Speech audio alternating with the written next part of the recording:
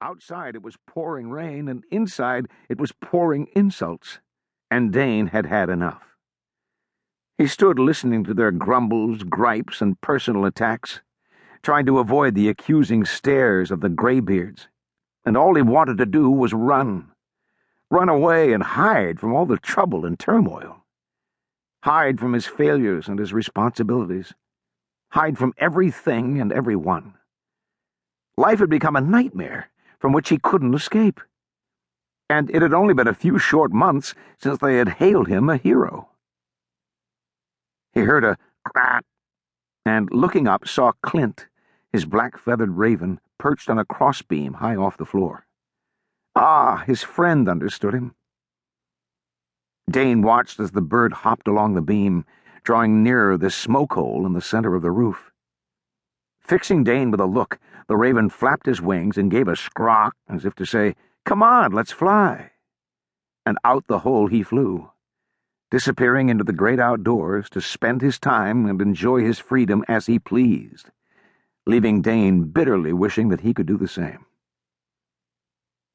Just the past spring, he had defeated the tyrant Thidrek the Terrifying and freed the people from his evil rule.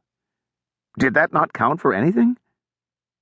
Thidrek had taken possession of Thor's hammer, the Earth's most powerful weapon of mass destruction, and threatened to use it to crush all his foes and conquer the world. But when Dane defeated him in combat, Thor sent down a mighty whirlwind to scoop up the hammer and return it to the heavens where it belonged. And oh, how they had cheered him!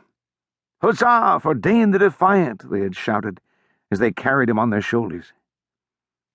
Dane had tried to explain that he hadn't been the only brave one. All his friends had helped too.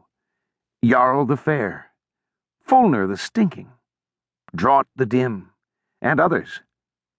But since Dane had personally dispatched Thidrek in front of the whole village, it was he who was decreed a hero. This, of course, had pained Jarl no end, for he hated when others received more praise than he did, especially when they actually deserved it. During the week of celebrations, Dane had felt on top of the world, kingly, in fact. Children came from leagues around to hear him speak and to touch a real live hero.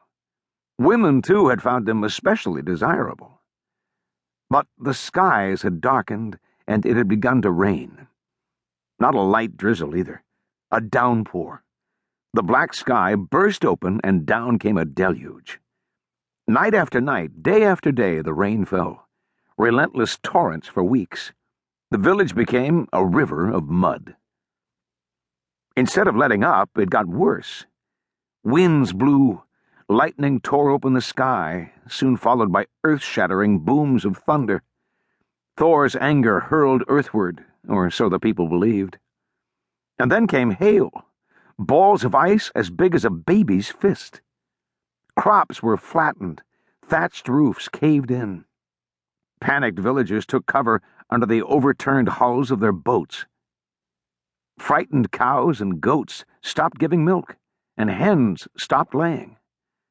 Even the fish in the sea sought to escape the fury and went deeper, beyond the villagers' nets. And still it rained. Thor, the people said, seemed to be making up for all the time his hammer had been lost to him. Like a child who had found his favorite toy again, it seemed that now the god could do nothing but play with it, banging away until humans below begged for him to stop. And when he didn't, when Thor's storms continued unabated and the village had begun to go without food, the people did the only thing that made sense to them. They pointed accusing fingers at a scapegoat, Dane the Defiant. And now he stood there inside the village meeting house, watching silently as they railed against him.